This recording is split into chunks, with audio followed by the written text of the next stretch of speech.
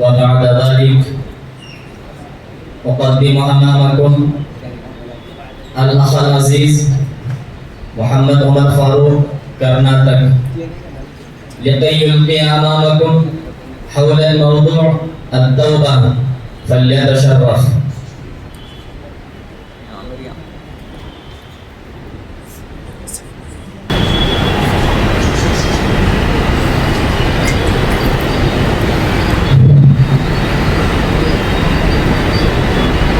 السلام عليكم ورحمة الله وبركاته.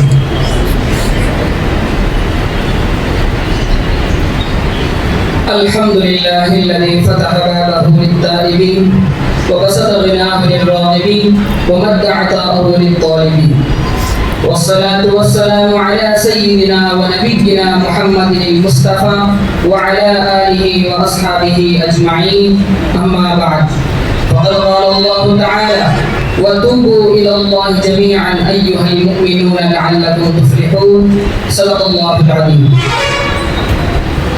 أيها الإخوة، إن التوبة هي مبدأ طريق السالكين ورأس مال الفائزين، وحقيقتها حرقة في الفؤاد ولوعة في النفس وانكسار في الخاطر ودمعة في العين. قال ابن القيم الجوزي رحمه الله: حقيقة التوبة الرجوع إلى الله تبارك وتعالى، فالرجوع إلى الله تبارك وتعالى الرجوع إلى المحبوب جزء مسماها، والرجوع عن المكروه الجزء الآخر. أحبتي في الله، إن التوبة واجبة على كل فرد من أفراد الأمة، لأن الله تبارك وتعالى أمر بها في كتابه العزيز جميع عباده المؤمنين، ورتب عليها الفوز والفلاح والسعادة في الدنيا والآخرة. قال الله عز وجل: وأن استغفروا ربكم ثم توبوا إليه يمتعكم متاعا حسنا إلى أجل مسمى ويؤتي كل ذي فضل فضلا. وقال النبي صلى الله عليه وسلم: يا أيها الناس توبوا إلى الله واستغفروا فإني أتوب في اليوم 100 مرة. وعن أبي هريرة رضي الله عنه قال: إن المؤمن سمعت النبي صلى الله عليه وسلم يقول: إني لا أستغفر الله وأتوب إليه في اليوم أكثر من 70 مرة. أحبتي في الله، إن التصويف والتأخير في أمر التوبة سببا لتراكم الذنوب والرين على القلوب، كما جاء في الحديث عن أبي هريرة رضي الله عنه أن رسول الله صلى الله عليه وسلم قال: إن المؤمن إذا أذنب كانت نكتة سوداء في قلبه، فإن تاب ونزع واستغفر سقل قلبه، فإن زادت كذلك الران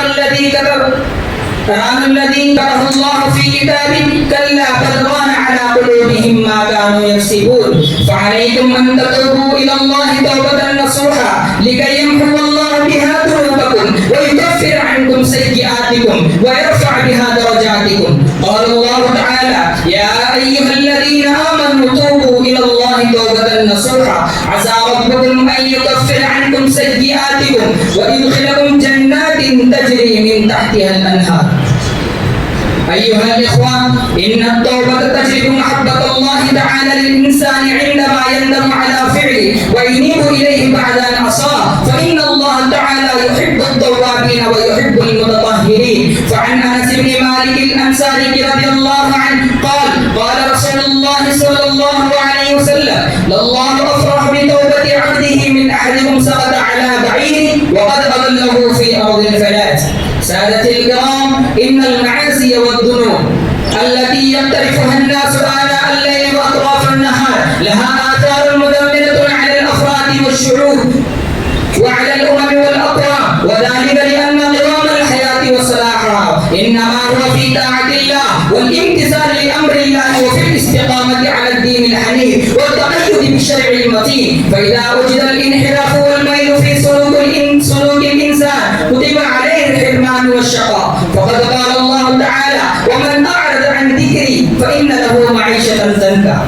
إخوتي المسلمون، إن المعاصي والذنوب سبب للشقاوة في الدنيا والآخرة، لأن الله تبارك وتعالى قد جعل للبشرية منهجا يضمن لها السعادة في الدنيا والآخرة. فمن اتبع منهج الله سعد سعد في دنيا وأفلح في أخرى، ومن أعرض عن منهج الله شقى في دنيا وهلك في أخرى. فقد قال الله تعالى: وضرب الله مثلا قرية كانت آمنة مطمئنة يأتيها رزقها رغدا من كل مكان فكفرت بأنعم الله فأذاقها الله لباس الجوع والخوف بما كانوا يصنعون.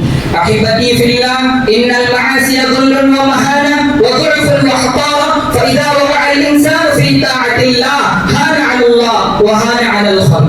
عن ثوبان رضي الله عنه عن النبي صلى الله عليه وسلم أنه قال: يوشك الأمم أن تداعى عليكم كما تداعى الأكلة إلى قصعتها. فقال قائل: يا رسول الله من قلة نحن يومئذ؟ قال: بل أنتم يومئذ كثير ولكنكم غثاء كغثاء السيل، ولينزعن الله من صدور عدوكم المهابة منكم وليغذفن في قلوبكم الوهن.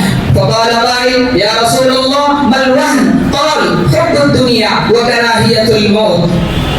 أحبتي في الله، إن المعصية سبب لسوء العاقبة والخاتمة، لأن الله تعالى أجرى سنته في العالم بأنه من عاد على شيء مات عليه، ومن مات على شيء بعث عليه. فإذا عشتم في طاعة الله متم على الطاعة وبعثتم عليها. فقال الله تعالى: يا أيها الذين آمنوا اتقوا الله حق تقاته ولا تموتن إلا وأنتم مسلمون. فقال الله تعالى: من عمل صالحا فلنفسه ومن أساء فعليها. عن جابر رضي الله عنه قال: قال رسول الله صلى الله عليه وسلم: يبعث كل عبد على ما مات عليه. أكتفي بهذه الكلمات وما علينا إلا البلاغ.